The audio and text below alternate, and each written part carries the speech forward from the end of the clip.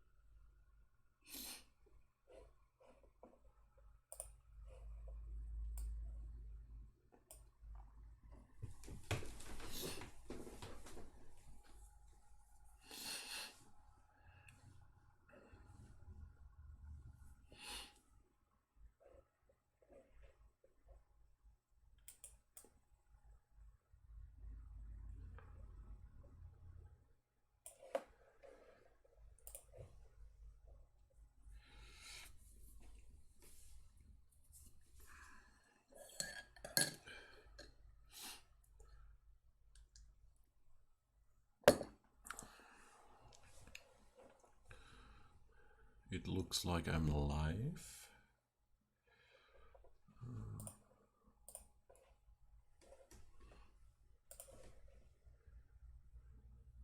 Just need to set up my sort of monitors here in terms of monitoring stream quality and the chats.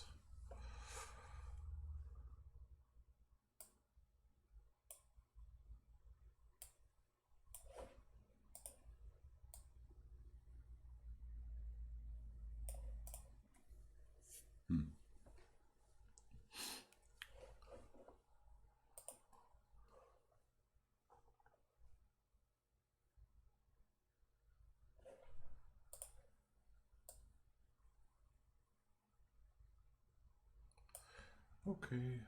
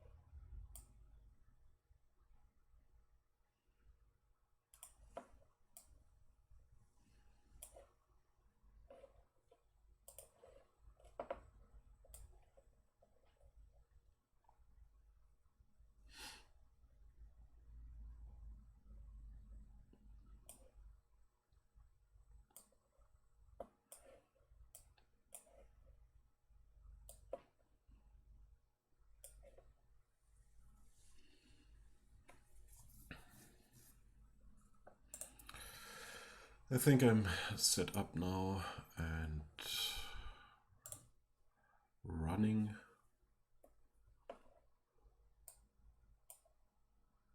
Okay.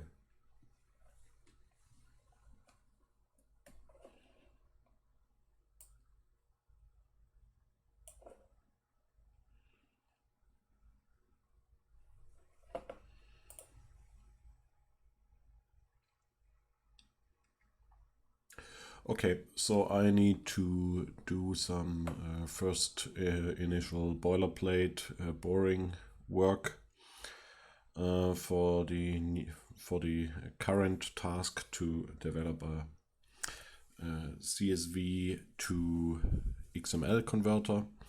That task in itself is boring enough just as well. Like, maybe I should, don't need to go too much into the details, but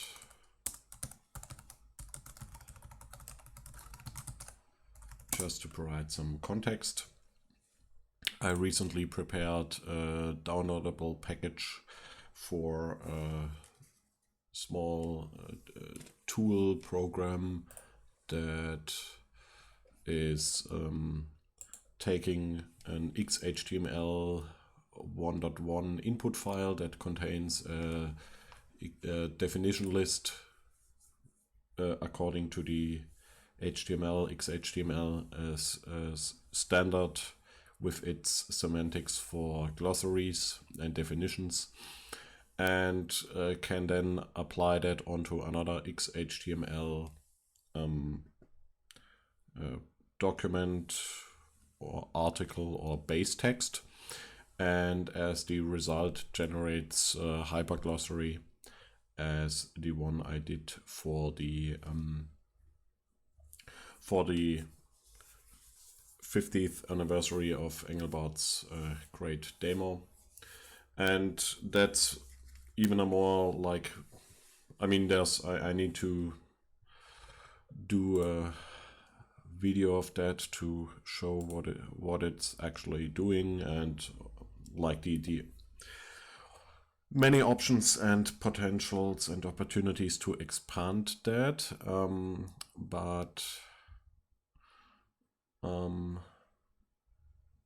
In this context here, one of the typical sort of use cases, I mean, like the problem is XHTML has the semantics for glossaries and definition lists, of course, but most people don't write or don't save their glossary definitions and terms in the XHTML semantics, right? So it is probably more common out in the field, out in the wild, in the practices of people to use OpenOffice, LibreOffice Calc to store glossary terms in a simple table, and then that lacks semantics,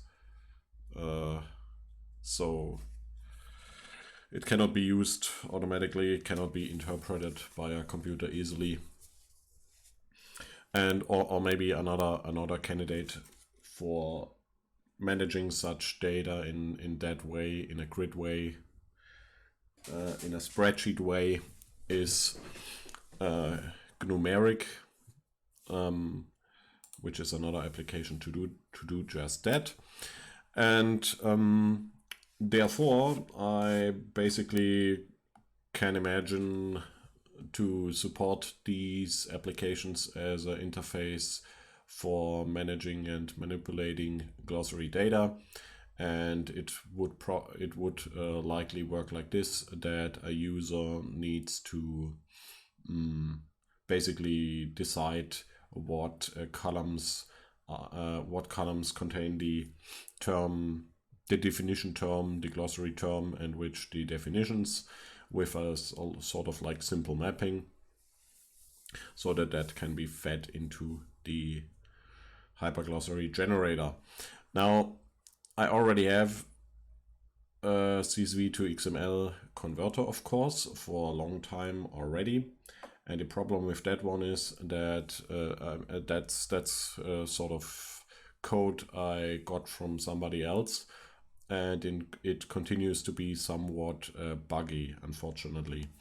I mean, it works sort of most of the time, I guess, And I also once updated my copy and fork of it to include bug fixes, but still now I'm currently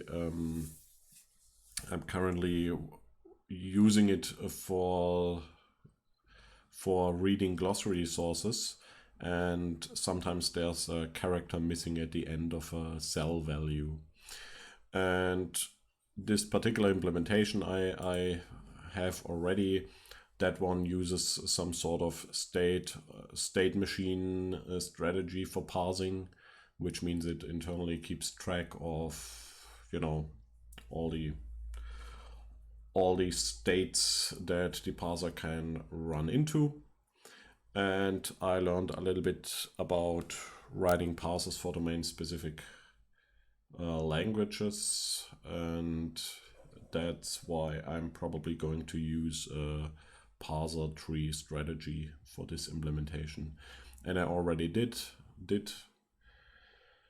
first attempt with it, and I failed in basically failed with that attempt for reasons I cannot entirely remember, but I have some I think some possible reasons why I was not able to parse the CSV format properly. And like, I mean, I have done other domain-specific language or format parsers, and I mean, I sort of have an idea what could be the reasons for falling into certain traps with the design of these formats and languages. And this time I want to try another time, hopefully more successful. But I don't know yet. I'm a little bit worried, of course, that it might be another failed attempt. But eventually I have to figure it out, I guess, right? And you would think that CSV, separated value format isn't too difficult. Of course, it is not, but I mean, you know, I also like, I want to have like a simple and elegant solution that can be, and that's sort of like the background. If there should be more questions or things unclear, then I can go into more detail, but yeah, not needed right now. So basically, and I guess I will be mostly silent for the boring boilerplate.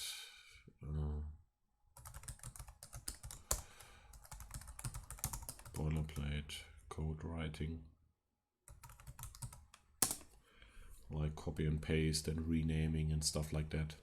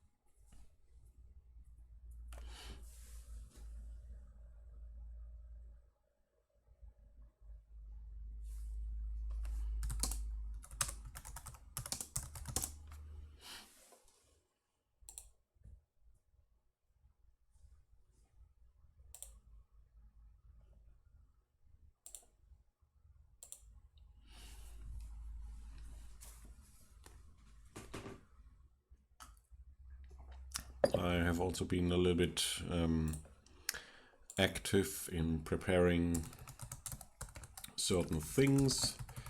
If one goes to the stream overview page, that's always linked in the description of the videos in the live stream. Now there is an activity feed of mine in a new format in which I try to keep track of my current activities, and that's also some methodological experimentation, because this one is supposed to not track planned future steps and like scheduled times and deadlines and stuff, but this is tracking completion basically. So it doesn't matter how long something takes, or what, like, I mean, not yet what's blocked and blocking, and not all of, you know, sort of like schedules and whatnot, but this is supposed to inform somebody else about things that are completed and become available, right? And what's currently in terms of priorities, what's currently in development. So basically I'm currently doing this one here, and I'm probably going to file some sub activities under it, but at this point it's not not determined yet to what granularity I need to point out the completion of sub activities, because that's sort of like there's no point in planning out them in advance, except they are pretty clear, but I can like track, can add them and track them as soon as individual small steps get completed, because that's sort of like the point is to show progress in general over all activities, so it becomes clear why some things are still pending or waiting, and but that's because others other activities make progress. That's why the other ones are still pending and waiting. And also there's the like here you have a link for the new chat. I mean, with the restream I always had trouble with connecting it to YouTube, because for some reason the YouTube token or YouTube setup and planning scheduled a stream in advance and stuff, that was sort of conflicting, and it didn't work out, and I tried several times and I don't want to bother anymore. So therefore, as suggested last time, I think it was by Leaf, I'm now just using the hypertext channel on Freenode IRC. And basically here you have like the web client to join. That's pretty simple. All you need to do is to enter your handle or nickname. I wonder why it's not loading. Is it because I'm compiling in parallel? Like this machine is not, it's sort of like strange. All you need to do is to enter a nickname. Any will do, I guess. And like solve the captcha and click connect. But you can also, like, if you have like a client like I have, like Pigeon or some other ones, I think in this installation there's also Quassel, but for some reason I mean that's like installed by default, but for some reason I think there was some trouble setting it up, or it didn't support some of the features. Yeah, there are other web clients. This one is of course the one by Freenode themselves. So, and then that will show up in this window here, basically, right? And that's just like, I mean, I don't own that channel here. That's this one is around for some longer time, since 2009. registered by somebody, so I cannot get operator status there, but I mean, it's just like an open room for chatting, I guess. And anybody with a browser can join. I guess that's sort of like the idea and easiness for this. And I also have like the chat messages on stream. Yeah. Okay, so compilation completed.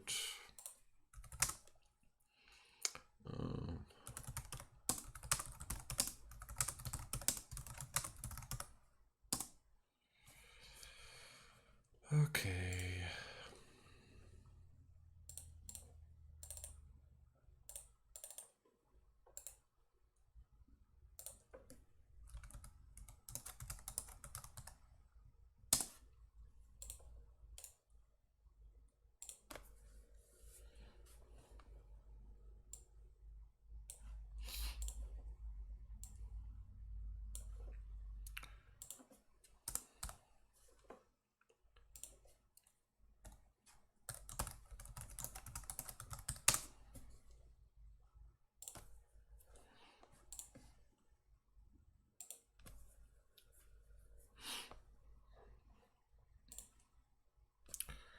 And maybe I can copy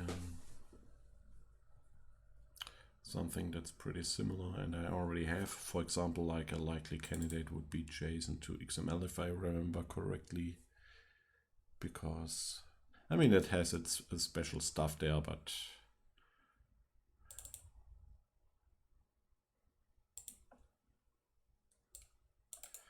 I guess it doesn't contain like a lot of unneeded different stuff, I guess, right? So why not use it?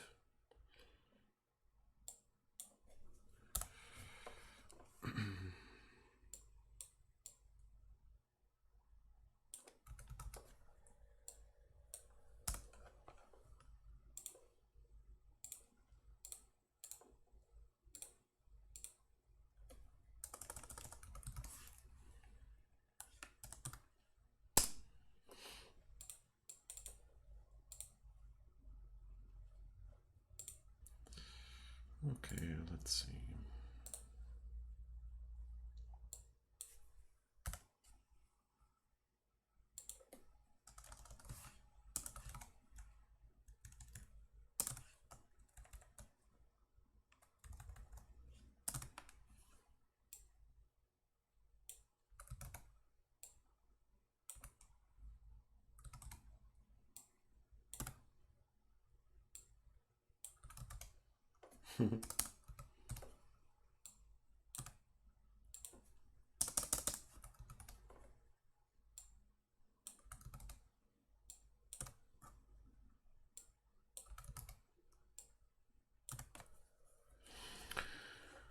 Okay, I guess there's no other mention of JSON in this particular one.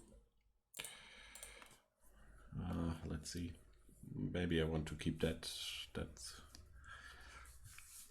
like a parser class for the like to contain the methods so that they are not in the sort of boilerplate node program surroundings. Yeah, that's probably a reasonable idea to keep it.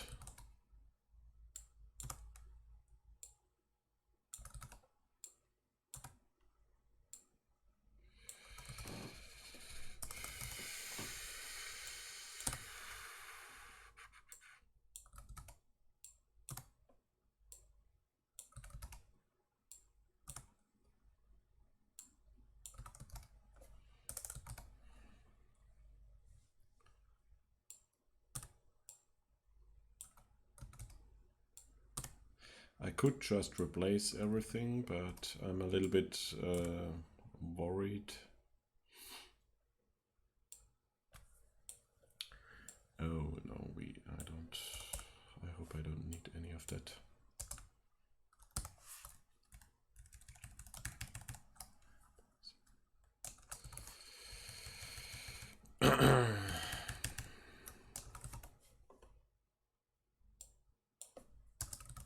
because like at this line here, that would be one that by a mere replace would be omitted. So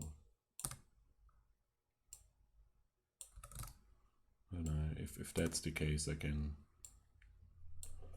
replace the occurrences manually. The JSON node, that's more for like an abstract syntax tree thing, if I remember correctly.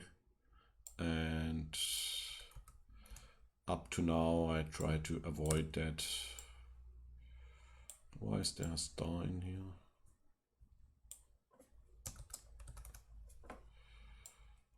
Is that by accident, or is the compiler generating some of these additional files sometimes?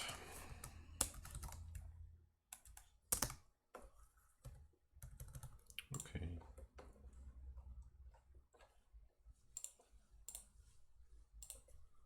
That one has to go.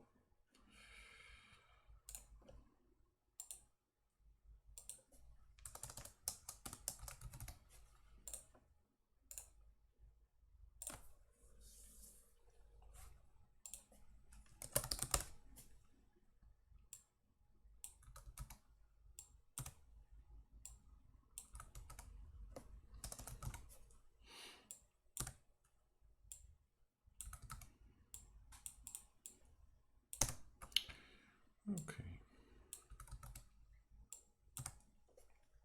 All of this should basically eventually end up being generated, or classes of a framework or something. But there are some considerations that each of these tools need to still be usable as a standalone program and stuff like that, and that makes it a little bit that's why I'm a little bit lazy to do it right now. If I only need sort of capability implementations tools here and there, and not like a big solution. But for improvement processes, it would be much smarter to just do the engine and framework implementation, or however you want to call it. Now let's see where to continue. Probably with the language files.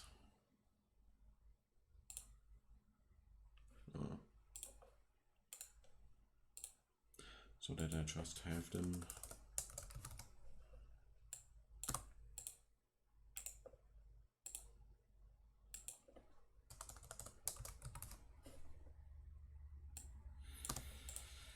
Okay.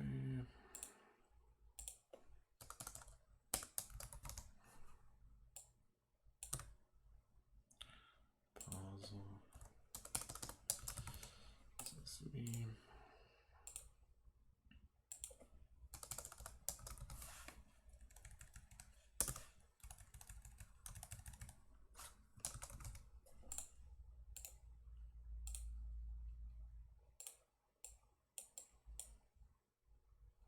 Oh my.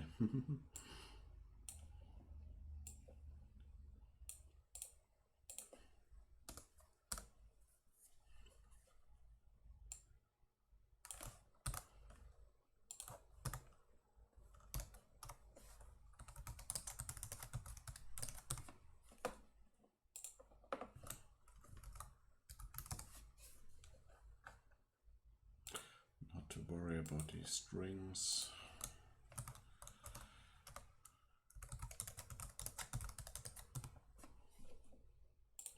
Translations, that's something I do off stream and later.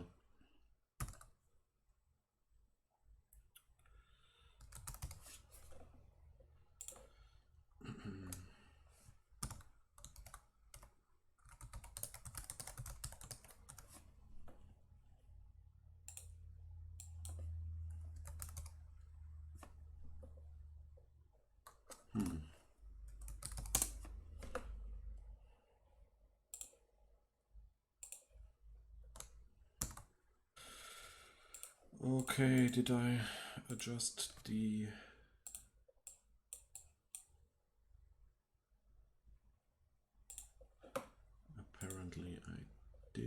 this one.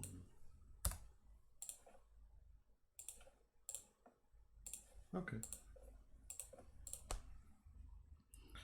What else? Okay, the job file, that's something I need to... Maybe I should do that right now.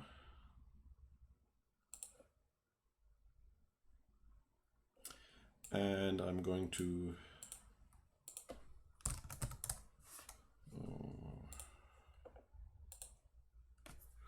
I'm going to use the one of the existing converter, because they are supposed to stay compatible, or basically that's this one is doing the job perfectly as far as I'm concerned right now.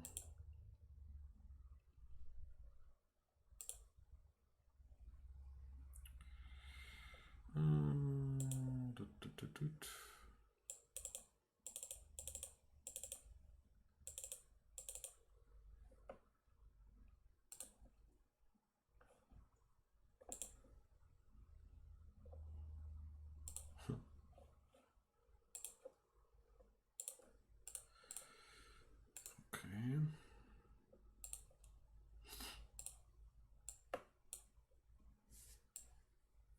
No, that one is pretty old.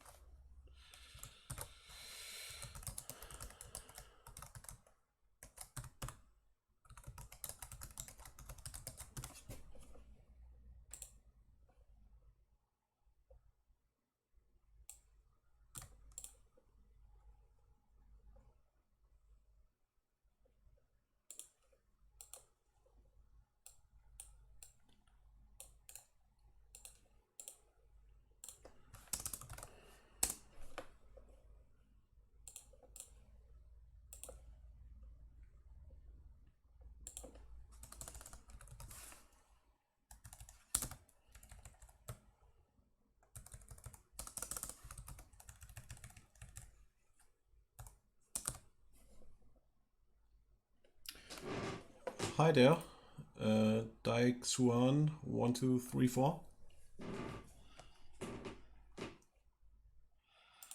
That's on the Twitch chat.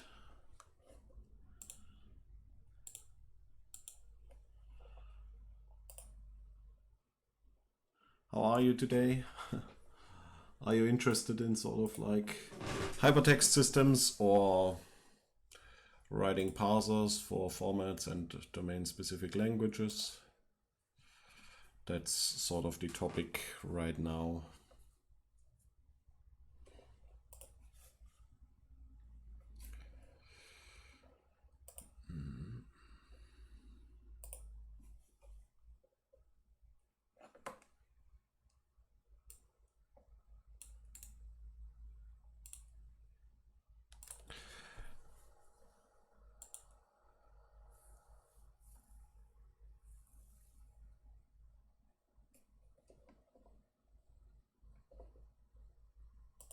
There's the earlier version of the converter basically didn't even specify the input file, like the input file and output file in the configuration, and that's because back in the day I didn't have like the node and workflow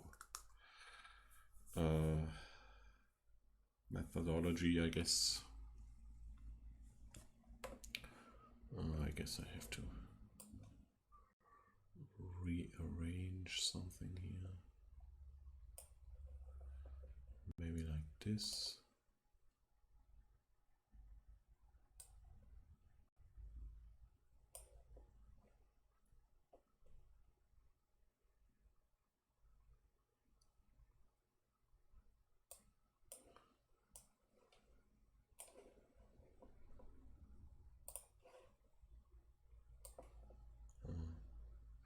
I guess I have to get a little bit better in monitoring the sort of Twitch and YouTube chats, because if somebody writes something there, I might not immediately see it. I mean, it's basically almost the same problem with restream. Yeah, but basically, like, I mean, the hope or idea is that if people are interested, that they hopefully eventually end up in the IRC channel. And especially because with the web client, they don't need an account.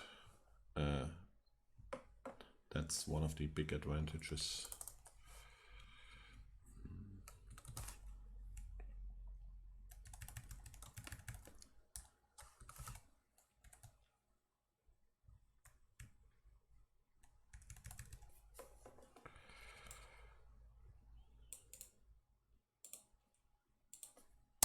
Should I do it like this? Or group the input and output? I guess it doesn't matter, does it? Can always be changed later. Okay, let's read and check this delimiter. Yeah, that's like a difficult question because like the RFC says, the standard says it's supposed to be a comma, hence it is called comma separated values. I guess I used the semicolon as a default because that's way more common for sort of stupid reasons. But I guess I go with the standard for the default.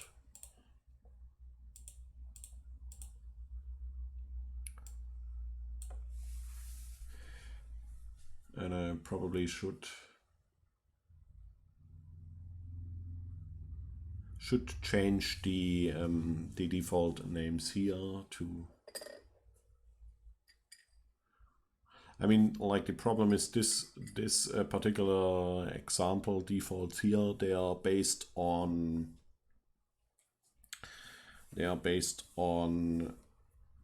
a project I did, which was the Kinderheimverzeichnis. That's a woman did an ebook and maintained a list for many years for places where you could search for children that went missing. And I guess the history of it is that it was in with the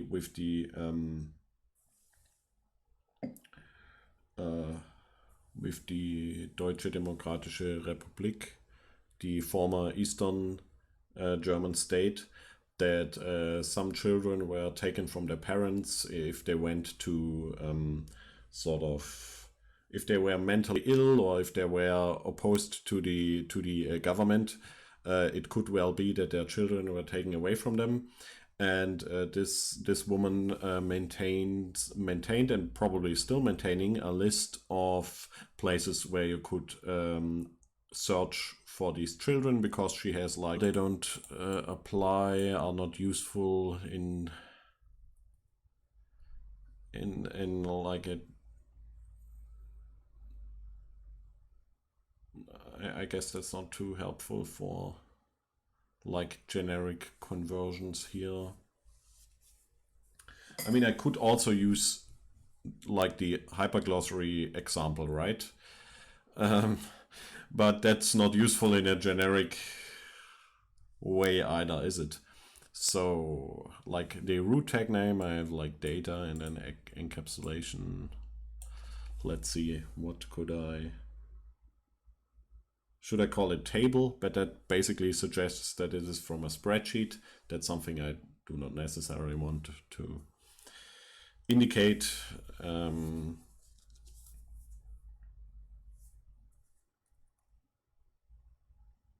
But like CSVs are always a sort of like table, I guess. So I like, or I could easily call it table. And row could just be a generic row. And this could just be column 1. I mean, it's pretty useless and stupid, right? But like any user has to adjust these anyway, I guess, or should, or maybe it's already useful as in the generic if you only have like 3 columns. But it doesn't make too much sense. But like the point of the converter is that eventually you have like a graphical user interface to modify the settings, and that would generate a job file that's sort of taking care of these settings, so you can like attach names and configure which columns to take and which to omit. And it could also, if for the check to ignore the first line or not, that like the first line could also serve as the values in there could be the default names for the columns if these are valid XML tag names and or after converting them to valid XML tag names, right? So that's sort of the idea here. So I guess I can leave this for now. I have like data, table, and row. I just open it in the browser to see if I mistyped, because the browser rendering here, if it's not well formed, it will of course complain. But this is still the wrong one. Did I did copy it into the job file already. Yeah, that looks sort of, that's much better, I guess. And like I used the column numbers 0, 1, and 2 to indicate that the columns that are not configured here and omitted, that they will also be omitted in the output XML. And that's pretty handy because you can use that as a filter, for example, right? But now I changed it to 0, 1, 2 because in any real world scenario or as a reasonable default, you probably don't want the like a third column to be omitted from the output, because what column would that be, right? I mean, it could be any, right? So there's not too much of a reason to just omit it. And I can now delete the original config. So I guess like almost all of the files are already set up except for the main program and the converter class, parser class. Yeah.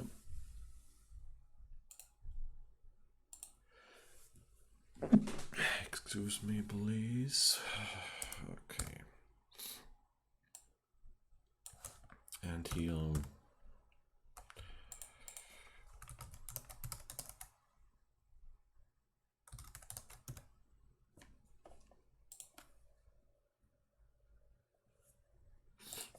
let's see if there's any more mentions of JSON.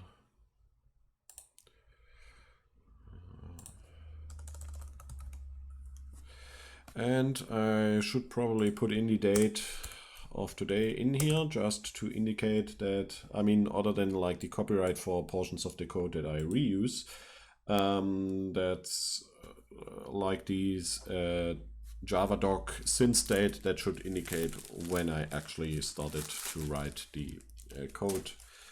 So just apologies, so that I just have like at least some metadata that indicates from when this particular implementation was started.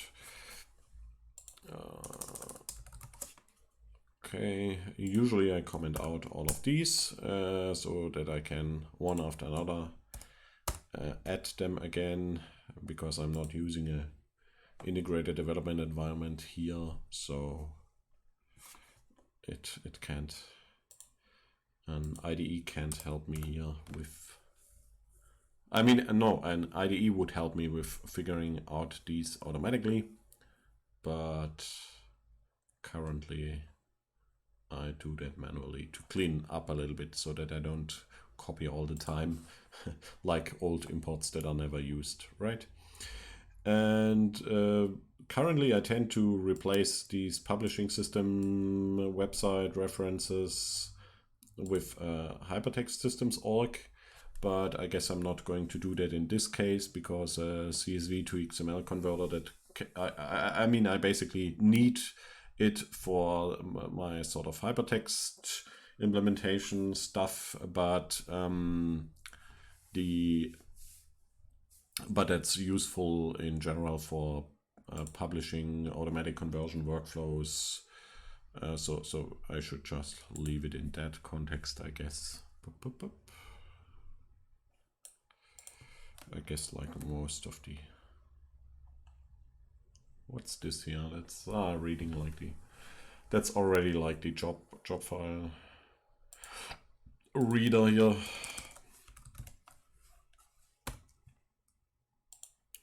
I won't have any of these.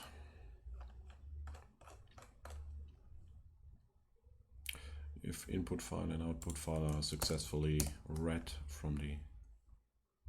Wait, why do I have that in there? I mean, I guess like... Like these ones, they are supposed to come from the command line arguments in the... Oh wait, no. This is from the, of course, this code recognizing the JSON or CSV input file. That's because the code is actually copied from the JSON to XML2 implementation, and that of course expects such entries in the job file, while the job file I copied from the earlier CSV to XML2 converter that expected the input file to be passed and referenced as a parameter argument, which I don't do in the more recent implementation of the system, right? And in the future, like, I mean, that will be like generic resources from a database or like, you know, generic handles for a system to dereference and retrieve them. That's basically where something like Storix could come in, but you know, how is any of that going to get realized? I'm not too sure about that.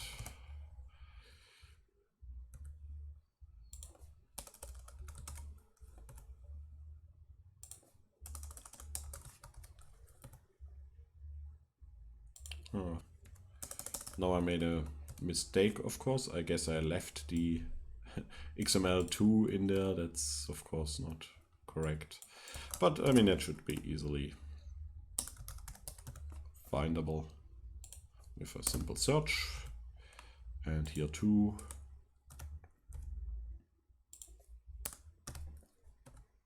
So I guess that's all for the boilerplate. I mean, of course, there's like the parser CSV class still. Maybe I should just deal with that one as well. But then I'm basically set, I guess.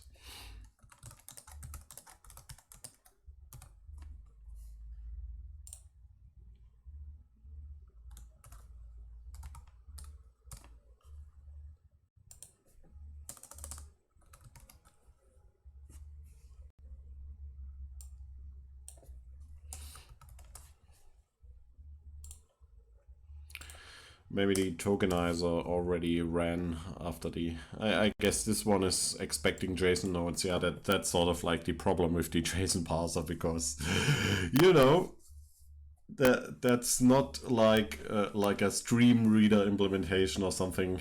But this one probably piles up entries in memory as objects, and I don't like that. But I guess for converting JSON, that's what I did as a sloppy and fast approach, just to get a converter going.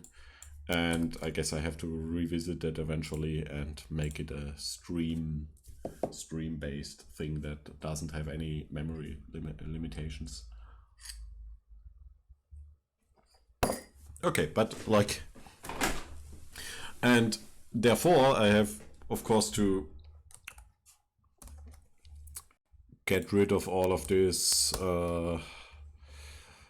like handling of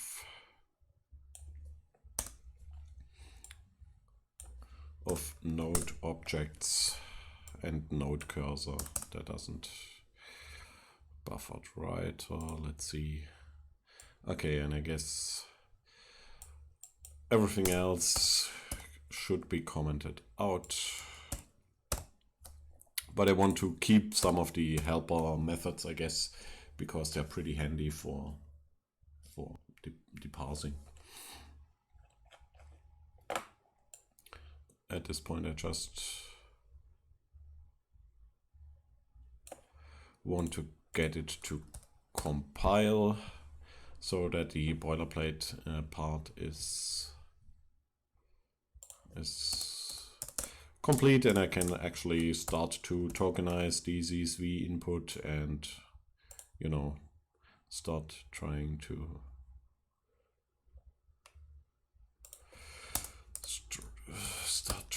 read the job file and write the parser. Oh, there's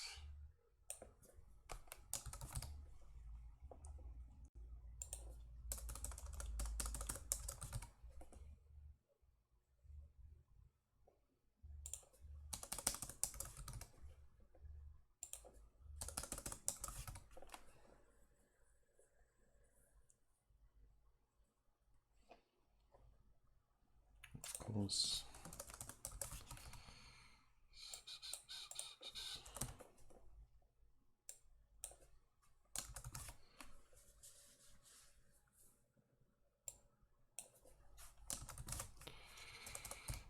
CSV.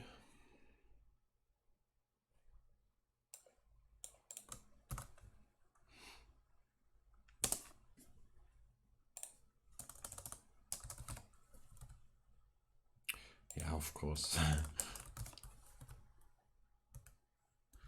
I don't have to deal with any of these. These are commented out anyway.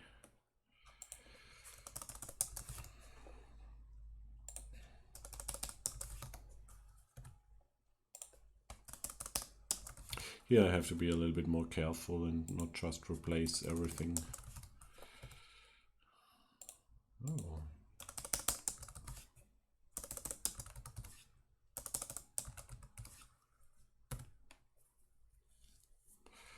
Okay, that should be sort of fine.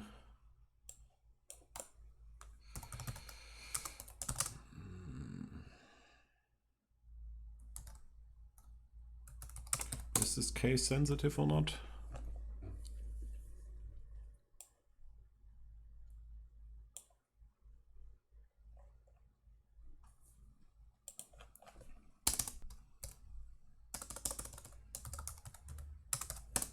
Oh, wait. There's one, yeah, that's what I expected, that I still missed, that I replaced the CSV but forgot the numbering there. Usually the number at the back indicates that that these are different implementations that perform something similar to their name, but they have different features, options, behavior, or something like that. But they are like, and basically these names are be considered just to be IDs in a capability infrastructure. So the core or engine would eventually just have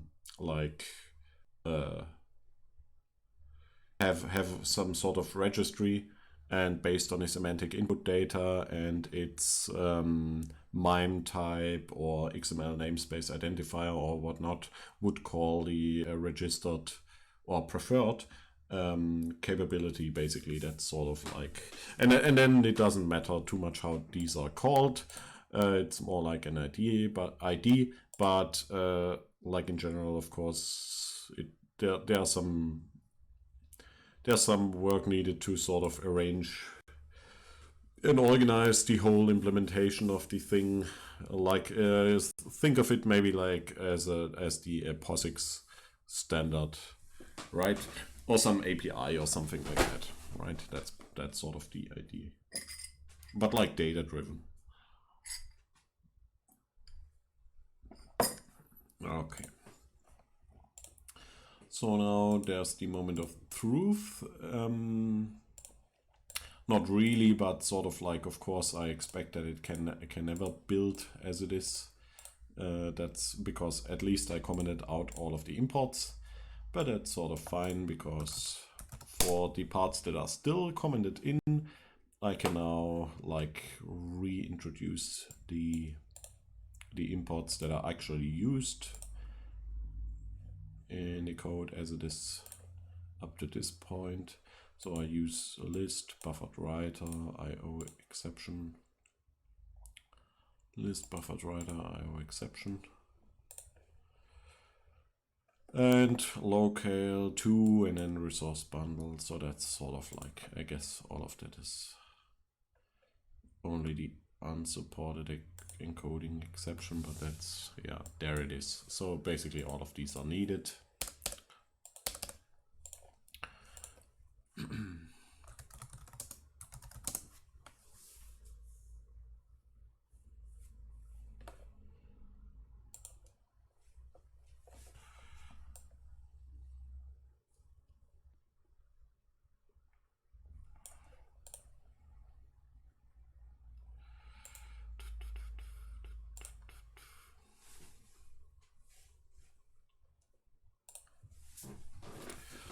List and local and file. Like, I mean, that's sort of like always the same stuff in here, and I sort of already know what's actually used, but on the other hand, I like to filter some of it from time to time.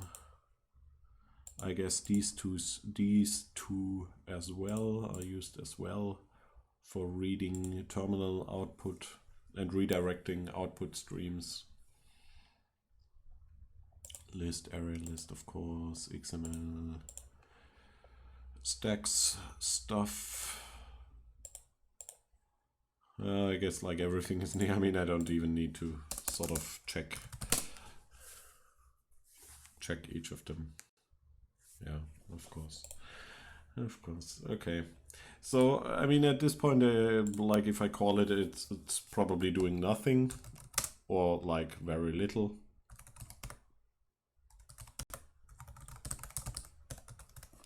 And like the job file is always providing all of the input parameters, and result info is like all of the output information.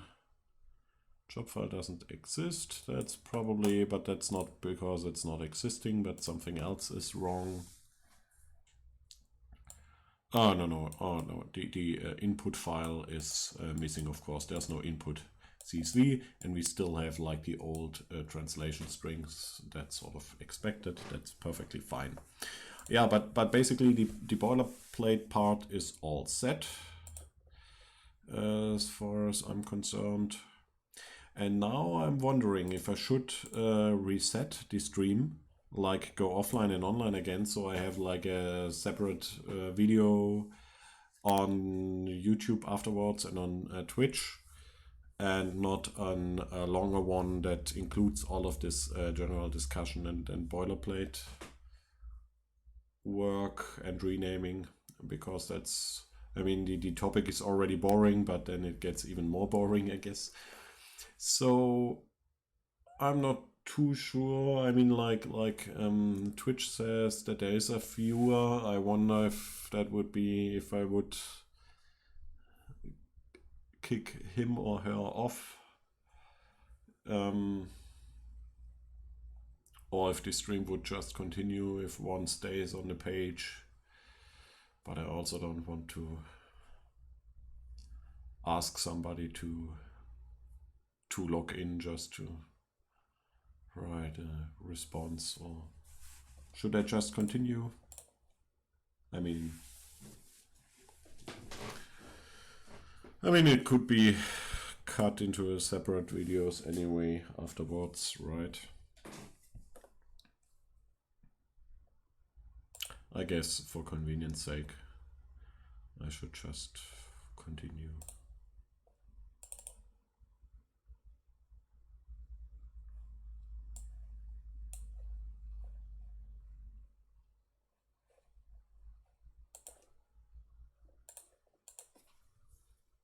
Yeah.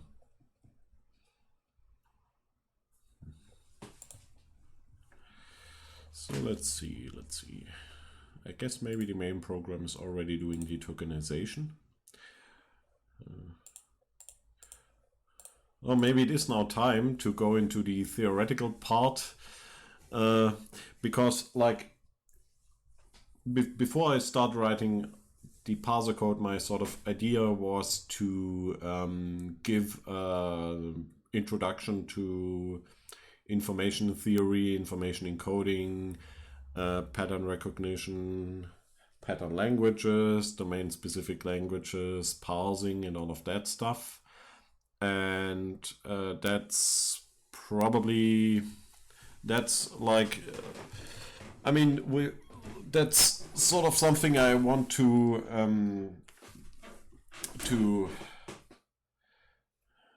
describe in advance, so there's more context in the actual code I'm writing. And the background for it is that like a lot of people seem to be terribly confused about these general concepts because they are not software developers, and they are not practically involved or working on these kind of things. And everybody who is in their job or in their sort of like their projects, they find it totally boring and they don't even bother to explain it very well. So it's like a little bit difficult to get some overview or insight or introduction of how all of this works. Also towards system theory, for like ways of how to look at a world and how to possibly manage complexity and all of that. So like the idea is not to just record and stream me working on some sort of code, but also have like a theoretical introduction and a background context description what this is as a tool or strategy or approach. And I would want pretty much that as a sort of like a separate recording, I guess, so I can more easily reference to it, and not with like a timestamp or cutting. So maybe I should indeed pause the stream for a second and then start with the theoretical part and then with a separate practical part, if that's of any interest or not like messing up the viewer experience and convenience. Yeah, but okay. I'm now going to stop the stream and then like after a second restart it again with like a sort of like longer theoretical part, and then get back to the implementation of the parser. Okay, let's close this stuff. Did I save it? Yes, I did save that one.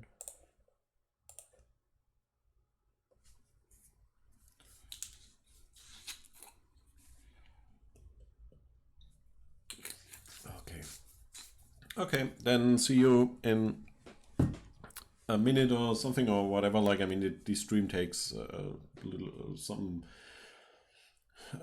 several seconds to reconnect and stream again. So I guess if I'm going to stop it right now, it will be back in 30 seconds or a minute or something like that.